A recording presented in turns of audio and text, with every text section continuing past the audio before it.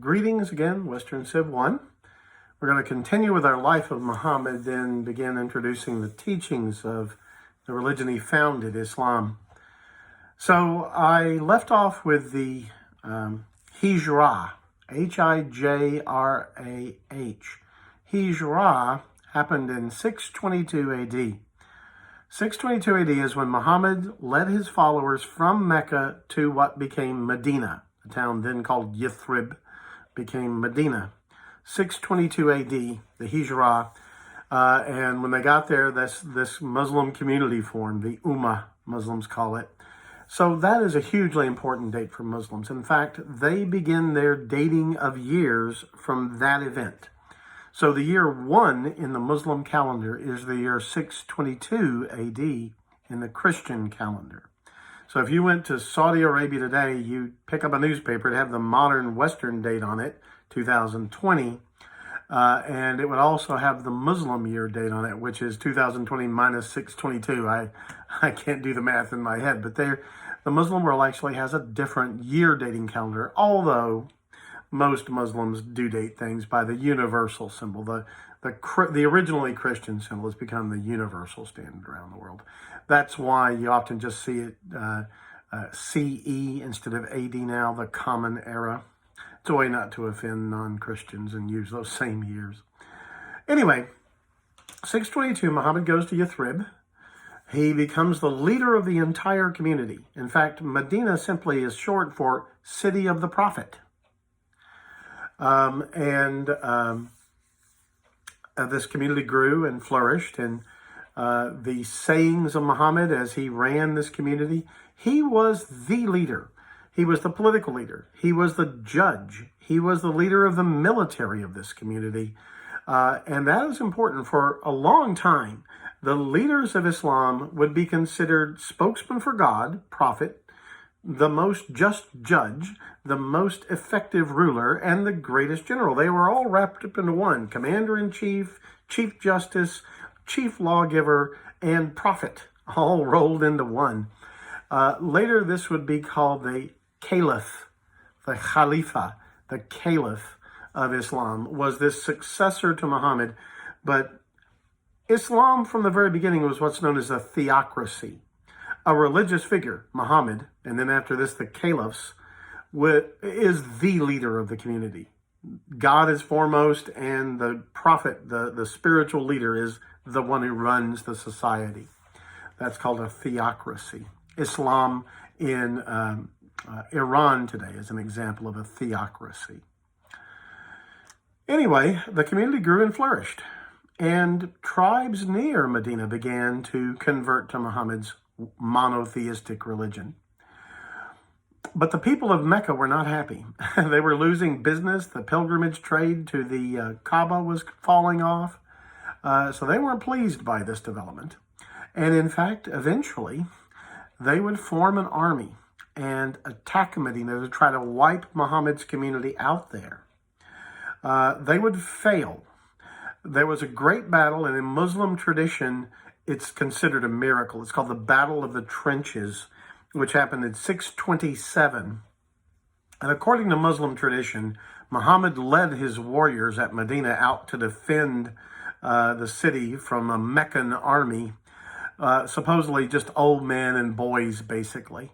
But, and God, they think, worked a miracle and preserved Medina, and in fact destroyed the Meccan army, so that 2 years later, turning the tables, Muhammad attacked Mecca and captured it very quickly. Now, so that's 629 AD. According to Muslim tradition, Muhammad went into town and did two things. First, he went to the Kaaba, and in their legends, he rode into the Kaaba, and he pointed his staff at each of the idols around the Kaaba, and they turned to dust, because he's the prophet of the one true God for Muslims, right? And so he cleansed the Kaaba. That is considered extremely important, because now the Kaaba, cleansed of its idols, devoted again to the one true God, is the center place of Islam. And we'll talk more about that in a minute. The Kaaba, this cube of basalt stone in the center of Mecca. He also, though, once he captured Mecca, his hometown, remember that, gave the Meccans a choice. They could do one of three things. They could stay in Mecca and convert to Islam. If they stayed in Mecca and converted to Islam, nothing bad would happen to them. Everything would go on as normal. 2, they would be given 24 hours to pack up and leave, and they would be allowed to leave in peace as long as they left the whole region of Mecca. They could take their belongings even. 3, they could try to stay in Mecca, not convert to Islam, and be executed. So really, there were only 2 options. Convert to Islam or flee as far as you can, as fast as you can, with what you can carry. But Mecca overnight becomes a Muslim city by definition in 629. Muhammad would continue to live another 3 years. He would die in 632. And in that time, as I said, he was the leader, political, military, religious, judicial, all things in him. When he died, Islam is going to have a very tough time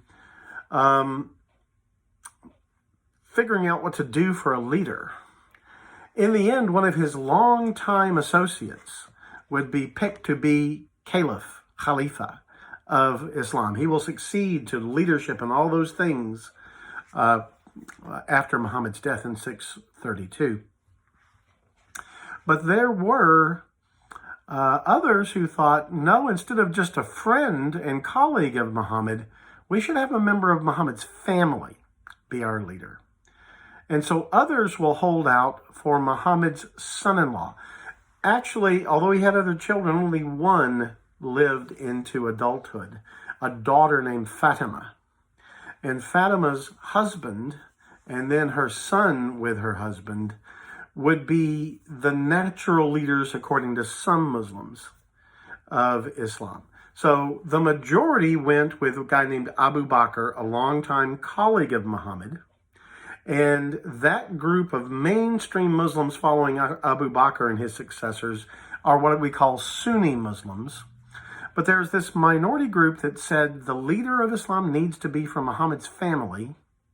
And after the death of the first of them, Ali, after the death of the first of these family members, all supposedly descendants of Muhammad through Fatima. Those people are called Shia. So Islam is divided into 2 main groups. The Sunni are the spiritual descendants of the ones who followed Abu Bakr, and the Shia, which is the dominant way of being Muslim in Iran and southern Iraq, they are the ones who insisted the leader of Islam should be part of Muhammad's family. Okay?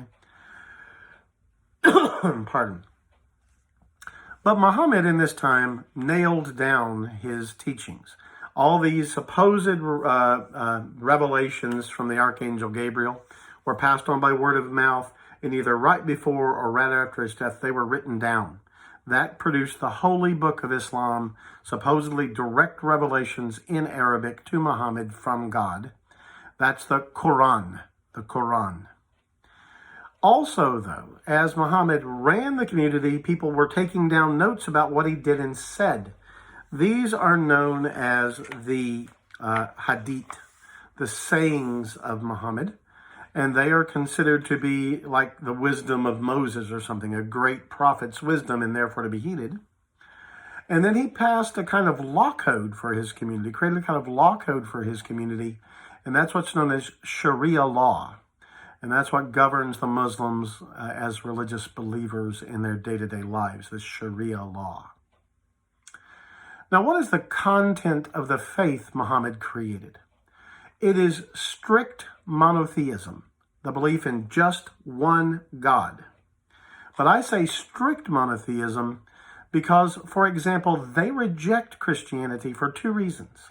One, they think Christians divide God. They understand the Trinity as somehow chopping God up into 3 bits. Now, you as Christians, I hope, know that's not what it means. But they think that Christians divide the one God into 3 godlets or something. And they say that is a fundamental error. Also, they insist that God has no son. Keep in mind, Muhammad is a man, a flesh and blood man. He had 2 human parents, although he was an orphan. They think he was a great prophet, but only the greatest of all prophets of God. Just a man. not divine, not a savior, a prophet, the great prophet, the seal of the prophets who got it all just right. That's Muhammad for them, okay?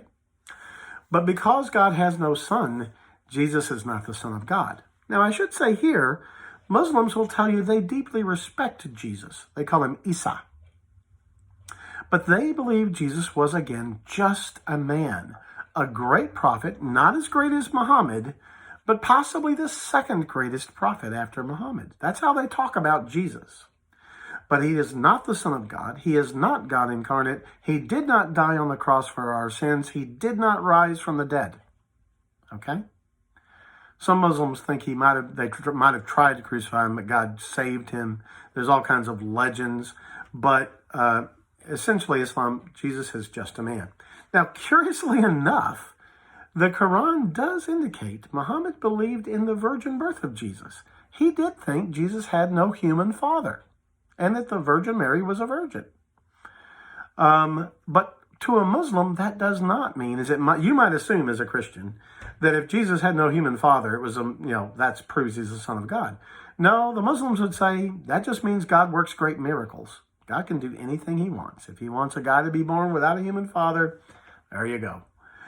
So they accept the Virgin Mary as the mother of Christ and that she was a virgin and he had no earthly father. But that just makes him an interesting guy. It doesn't make him the Son of God to Muslims. Okay? All right. At the heart of Islam are what are known as the 5 pillars of Islam. These are the core teachings that all Muslims must do. One is called the Hadith of Gabriel, the saying of Gabriel, the very first message to Muhammad, which begins every Muslim prayer, and we'll get to that, but it is the statement of faith of Islam. There is only one God, and Muhammad is his prophet, meaning the seal of all the prophets. No further revelation from God could come after Muhammad for the Muslim. They believe that Moses was a prophet, that Jesus was a prophet of the one true God. They claim to worship the same God Jews and Muslims do. But Jews and Christians do. But Muslims believe that God to be very different than the Christian God. No Trinity, no Son of God, just a perfect, impenetrable godness of one. All right? So you can say that Muslims and Christians worship the same God. They both claim to worship the God of Abraham, but they understand the nature of that God in fundamentally different ways. That I should point out too. All right? So the first one is, there is only one God and Muhammad is his prophet. In fact, that's how you become a Muslim. By proclaiming that with sincerity in public, you're a Muslim. I think traditionally do it 3 times. So there's no baptism or anything like that. You just have to say that and mean it to other people, and you're a Muslim. Okay? The second pillar of Islam is prayer 5 times a day. And they stop whatever they're doing at these times. In a city, there'll be a muezzin's call from a minaret of a mosque, a tower at a mosque, sending out usually a loudspeaker nowadays, but used to be human voices, and calling people to prayer. First thing in the morning, noon, middle of the afternoon, dinner time or dusk, and then late evening. So you got 5 times a day, and there are set prayers. They're always set in Arabic, no matter what your native language is. They think they come straight from revelation from Gabriel in Arabic.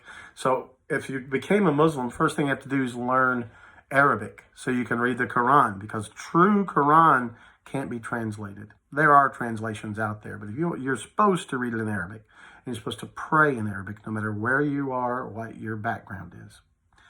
5 times a day. And there are standing prayers, there are bowing prayers, there are kneeling prayers, there's head to the ground prayers. And there are ritual prostrations that go with them.